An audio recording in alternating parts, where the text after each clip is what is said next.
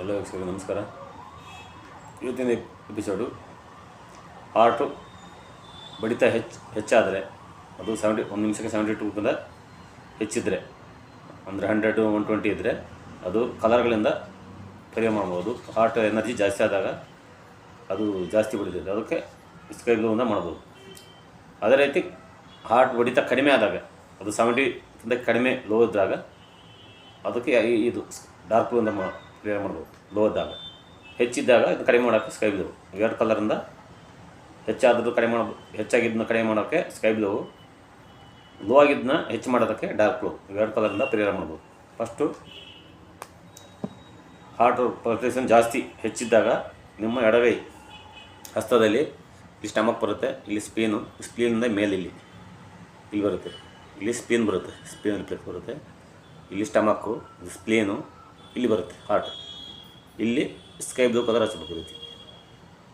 ಇಲ್ಲಿ ಒಂದು 20 time press ಮಾಡಿ ಈ ಸ್ಕೈ ಬ್ಲೂ ಹಚ್ಬೇಕಿರುತ್ತೆ. 2 ಕೈಯಲ್ಲಿ ಇಲ್ಲಿ ಅಷ್ಟೇ, 2 ಕೈಯಲ್ಲಿ 20 ಟೈಮ್ ಪ್ರೆಸ್ ಮಾಡಿ ಇಲ್ಲಿ ಸ್ಕೈ ಬ್ಲೂ ಹಚ್ಬೇಕು.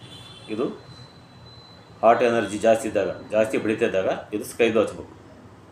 ಅದೇ ರೀತಿ ಹಾರ್ಟ್ ಎನರ್ಜಿ ಲೋ ಇದ್ದಾಗ 70ಕ್ಕಿಂತ ಕಡಿಮೆ ಇರುತ್ತೆ, 50 40 ಇರುತ್ತೆ. 50 ಕೆಳಗೆ 70ಗಿಂತ ಕೆಳಗೆ ಬಂದಾಗ ಅದು ಲೋ ಆಗಿರ್ತೀವಿ ಹಾರ್ಟ್ ಎನರ್ಜಿ.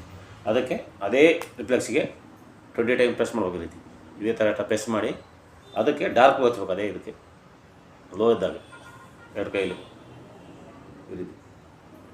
ಈ ಥರ ಲೋ ಇದ್ದಾಗ ಡಾರ್ಕ್ ಬ್ಲೂ ಹಚ್ಬೇಕು, ಹೈ ಇದ್ದಾಗ ಸ್ಕೈ ಬ್ಲೂ ಹಚ್ಬೇಕು. ಈ ರೀತಿ ಮಾಡ್ತಾ ಬಂದರೆ ಇದು ಮಾಡಿ 1 ಗಂಟೆ ಒಳಗೆ ಪ್ರೆಸ್ ಚೆಕ್ ಮಾಡಿ ನಾರ್ಮಲ್ ಲೆವೆಲ್ ಬರುತ್ತೆ.